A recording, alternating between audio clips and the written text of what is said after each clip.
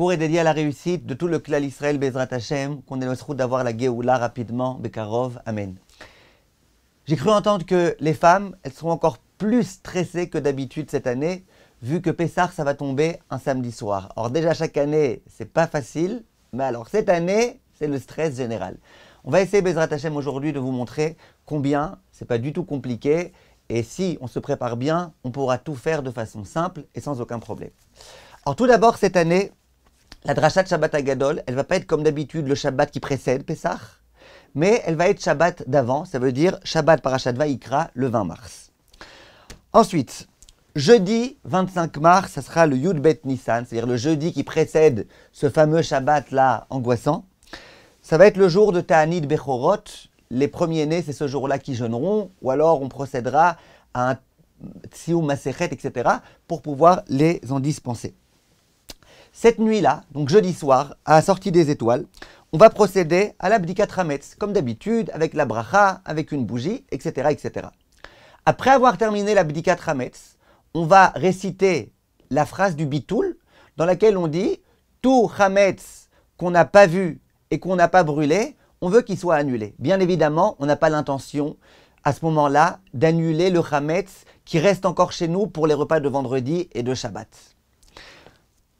Ensuite, on fait en sorte de laisser dans un endroit vraiment bien caché, bien à part, tout le Hametz restant jusqu'à Shabbat matin. Pourquoi? Parce que si après l'Abdikat Hametz, l'un des enfants le prend et joue avec et se promène avec et tout, on est dans le problème. Les enfants, ce qu'on va leur donner à manger comme pain, le repas de vendredi soir, le repas de Shabbat matin, il faut faire attention à ce qu'ils ne se promènent pas avec du Hametz dans les mains. Attention, ne pas crier. Crier, c'est du Hametz. Crier, c'est pire que du Hametz. Sans crier, tranquillement. On fait attention à chaque enfant qui soit tranquillement, et voilà. Ensuite, n'oubliez pas, mes chers amis, jeudi, d'avoir bien vérifié que vous avez procédé à la vente du Hametz et que vous avez déjà rempli le formulaire sur notre site ou ailleurs, mais en tout cas que vous avez procédé à la vente du Hametz. Vendredi matin, Yud Gimel Nissan, 26 mars, jour de décès de Rabbi Yosef Karo. Ce jour-là, on procède au Biur Hametz, ça veut dire les 10 petits morceaux de pain qu'on a trouvés pendant l'Abdikat Hametz jeudi soir, on va aller les brûler. Il faut les brûler en principe comme chaque année, à savoir jusqu'à Jérusalem 11h28 pour les Sfaradim, 11h43 pour les Ashkenazim. Et regardez dans le calendrier, ça s'appelle Sof Zman Biur Hametz. Si vous êtes en France, à Paris, à Lyon, ailleurs, regardez par rapport à ce qui est écrit sur le calendrier, Sof Zman Biur Hametz. Par contre, contrairement à d'habitude, alors que d'habitude, quand la veille de Pessah, on brûle le Hametz, on fait juste après le Bitoul, on dit Kol Chamira, Dika, Birchuti, des Chazité ou de la Chazité. Cette année, on ne fera pas le Bitoul. Le Bitoul, on le fera Shabbat matin, Bezrat Hashem, vous allez voir. Donc on brûle le Hametz, mais la phrase du Bitoul, on ne la dit pas. Ensuite, on est toujours vendredi 26 mars, Yud Gimel Nissan. On va devoir préparer à manger pour Shabbat. Alors, on prépare à manger, la coutume de tout Israël, c'est de préparer à manger une nourriture qui est cachère les Pessah, dans des ustensiles qui sont cachères les Pessah, pour ne pas avoir de problème ensuite et pour ne pas rentrer dans plein de complications. L'idéal, c'est de manger dans des ustensiles en plastique, de la vaisselle jetable, de préférence de qualité, qui soit belle, en l'honneur de Shabbat. C'est dans ces ustensiles-là qu'on mange. Comme ça, même si on mange avec le pain un petit peu notre dafina ou quoi, qu'après on puisse jeter cette vaisselle-là, qu'on n'ait pas la question comment on fait la vaisselle, est-ce que c'est permis de faire la vaisselle pendant Shabbat, alors qu'il y a du Hametz dessus et que tu l'as fait donc pour plus tard. Bref, pour éviter tous les problèmes. On essaye de faire en sorte qu'il y ait des petits pains qui restent pour les repas de vendredi soir et de Shabbat matin. Il ne faut pas qu'il y ait des grandes ralottes, après on aura du mal à s'en débarrasser s'il en reste trop. Donc il faut qu'il y ait vraiment la quantité nécessaire pour que chacun puisse manger ce dont il a besoin de manger vendredi soir, Shabbat matin, et qu'il y ait malgré tout les chem mishneh, qu'on puisse faire les chem mishneh sur 2 pains.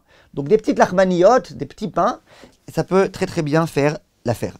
On essaye de faire avec du pain qui fait le moins de miettes possible. En Israël, on a l'habitude de prendre des pitotes. Maintenant, c'est pas la peine de se battre pour ça, hein. Juste prenez pas de baguettes, les baguettes ça fait plein de miettes partout. Mais en tous les cas, essayez de prendre le pain qui fait le moins de miettes possible, mais c'est pas obligé. Ensuite, c'est bien vendredi de préparer tout ce qui est nécessaire pour samedi soir, pour le Seder. Vendredi avant Shabbat, on vérifie la salade, de voir qu'il n'y ait pas d'insectes à l'intérieur, on prépare la charosette, on essaye de tout faire pour que Motzei Shabbat, dès que Motzei Shabbat est prêt, arrive, qu'on puisse commencer le Seder de Pessah tranquillement. Vendredi, on prépare aussi les bougies, pas simplement de Shabbat, mais aussi celles de Yom Tov, si on a besoin par exemple de rentrer la mèche dans le flotteur, etc., etc. Pour ce Shabbat-là, on essaiera de manger, si possible, sur une nappe en plastique jetable. Comme ça, après, dès qu'on a fini le repas, on peut tout replier. C'est beaucoup plus simple. On ne prend pas le risque qu'il y ait du Hametz qui aille partout. On arrive au repas de vendredi soir, ce fameux vendredi soir qui est en fait Shabbat Hagadol. Le repas est normal. On mange un kabetza de pain, au moins. Un petit peu plus qu'un kabetza, 58 grammes, quelque chose comme ça de pain. Et puis, on peut tout le repas manger du pain si on veut, mais juste faire attention. Si on peut manger, par exemple, sur le balcon, à un endroit particulier, où on sait comme ça qu'on sera tranquille, que ça ne s'éparpillera pas trop, c'est bien. Sinon, tant pis. On peut aussi pas en manger que le kabetza. Après, on passe le balai, etc. Après, on continue le repas de façon sereine. Le jour de Shabbat, on se lève tôt. Pourquoi on se lève tôt? Parce qu'on va avoir le repas de Shabbat à faire. Il va falloir manger le Hametz avant la fin du moment jusqu'auquel on peut manger du Hametz. Donc dans toutes les communautés du monde en général, on essaye de prier à Vatikin, au Netzachama. Et comme ça, on peut réussir à faire le repas et à finir de manger du Hametz jusqu'à la fin de Achilat Hametz, sauf Zman Achilat Hametz. Regardez les calendriers. À Jérusalem, ça va être cette année 9h49 pour les Sfaradim, qui font comme le Magen Avraham, 10h41 pour les Ashkenazim qui veulent pas être Machmirim comme le Magen Avraham. Maintenant, que se passe-t-il dans ce repas-là? Il y a certains Ashkenazim qui décident de faire par là même et le repas du matin et Seudah Shlishit. Parce que s'ils font Seudah Shlishit trop tard, après l'heure à partir de laquelle on ne peut plus manger du Hametz, ils feront Seudah Shlishit sans Hametz, sans pain, c'est dommage. Alors qu'est-ce qu'ils font? Ils coupent le repas en deux. Ça veut dire, ils reviennent d'Atfila au Netzachama, ils font un repas, ils mangent, etc. Ils font Birkat Hamazon. Après, pendant une demi-heure, ils vont se promener, ils font quelque chose. Ils reviennent, ils refont des Tila, ils refont un Motzi. Tout ça avant 9h49 ou 10h41. Et ensuite, ils font le Birkat Hamazon, comme ça ils se sont acquittés de Seudah Shlishit sur du pain. Les Sfaradim, ils ne veulent pas faire ça, parce que le Shulchan Aruch dit, Siman Resh Tzadik Aleph Saif Bet, qu'une Seudah Shlishit qui aurait été faite avant Chatzot Hayom, avant midi et demi, quelque chose comme ça, eh bien, cette Seudah Shlishit n'est pas valable. Donc les Sfaradim, ils ne font pas comme ça. Après le repas de Shabbat matin, on passe le balai. Il y en a qui changent de chemise, au cas où il y a du Hametz qui soit tombé dans les poches. On se lave les mains pour faire en sorte qu'il n'y ait plus de Hametz.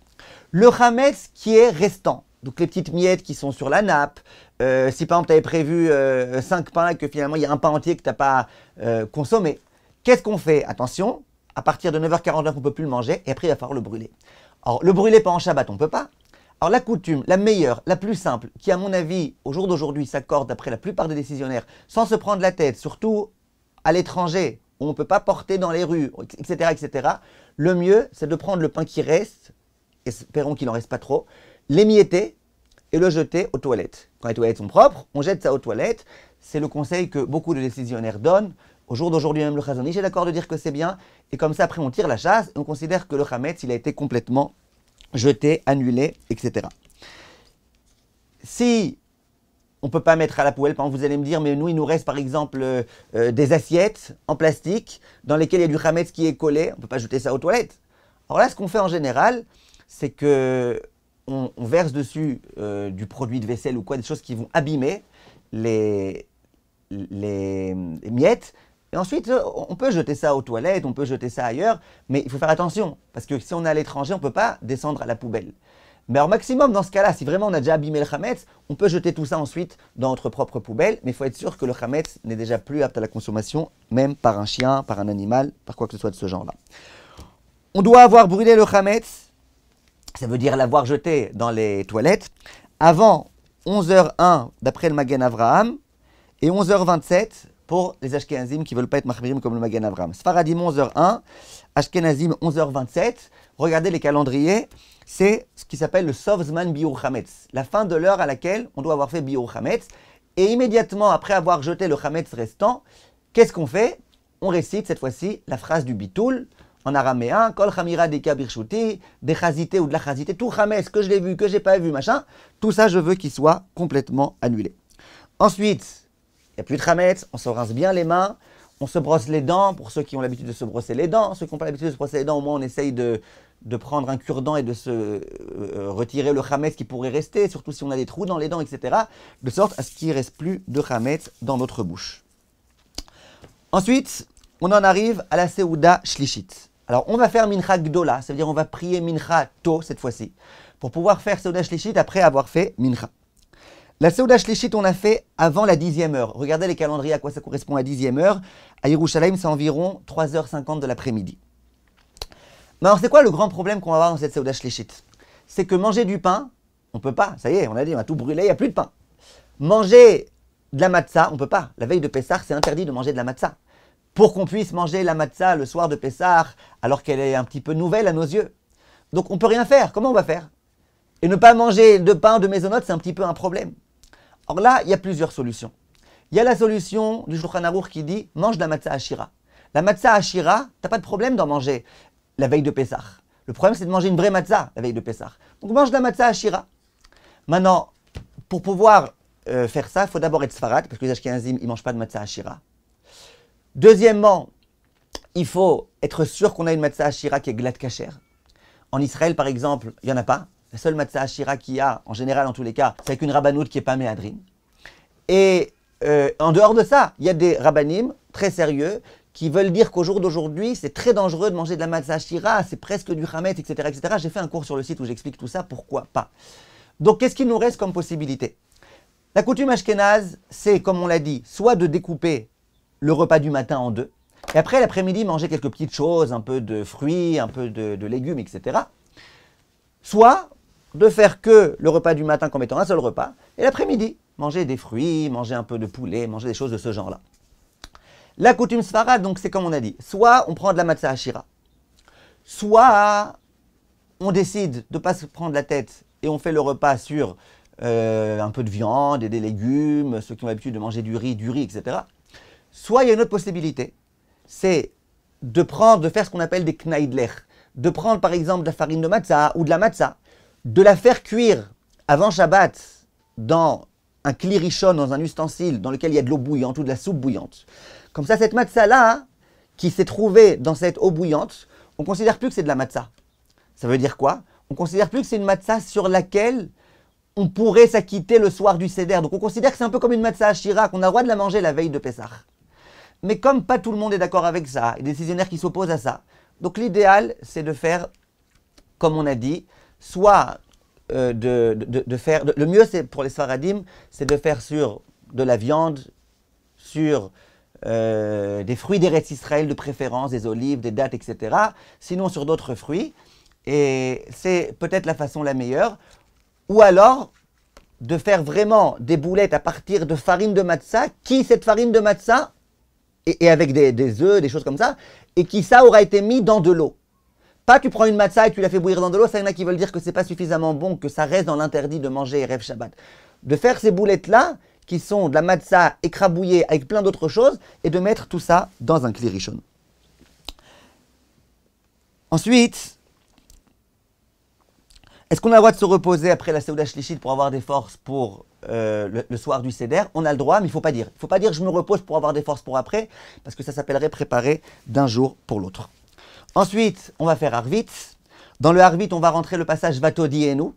Ça veut dire que ça va être un Arvit de Yom Tov, mais Vatodienu, c'est un petit peu comme pour faire la Havdalah dans la prière. Une femme qui n'a pas fait la Havdalah, qu'elle fasse rien, même quand la nuit est tombée, tant qu'elle n'a pas dit Baruch HaMavdil ben Kodesh le Kodesh. Après l'heure de l'allumage, après l'heure de la tombée de la nuit, et une fois que la femme aura dit Hamavdil ben Kodesh le Kodesh, ou alors qu'elle aura fait la Hamida avec Vatodienu, elle allumera les nérotes de Yom Tov, elle fera attention à ne pas éteindre l'allumette, puisque c'est Yom Tov, on n'a pas le droit d'éteindre, et dans le Kiddush du soir, lors du Seder, Kadesh ou Chatz, dans le Kiddush, on rentrera la Havdalah, ce qui s'appelle Yakneaz, Yain, ça veut dire Boripaya Gefen, Kiddush, Baruch Ata Hashem, etc. Nun, c'est le ner, la bougie, on va faire Boré Meoré Haesh. He, c'est Havdalah, on va rester au texte de la Havdalah. Et Zayin, c'est Zman, on va réciter Shechianu. Et les femmes aussi, chez les Sfaradim, au moment où on dit Shechianu, elles ont l'habitude de s'acquitter à ce moment-là de Shechianu. Chez les Ashkenazim, il y en a qui le font au moment où elles allument les nérotes de Yom Tov. Voilà, Kol Tov, et que tout se passe, Bezrat Hashem, de la façon la meilleure. Be'atzlacha. Diffuser ce cours, c'est très important pour tous.